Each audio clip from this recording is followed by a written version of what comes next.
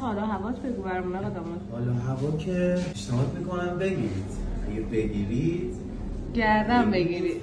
من وحیدم. مثل اینکه پس وحیده هم بگیرم. نه وحیده هم بگیرم. طول رو داشته میامدی یه نفر جلومون گرفت گفتش که محمده. از خانوم هم گفت نه وحیده هم بگیرم. بعده رو که خانوم هم از من گرفت. ولی خب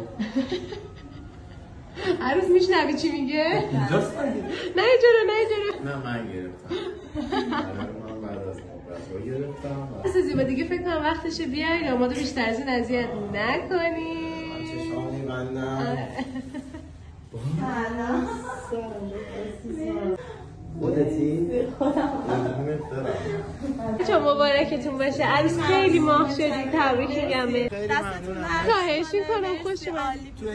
100% بچه‌ها حمایت بالا. خودتون راحت خوش اومدید. خدا برو عروس برو.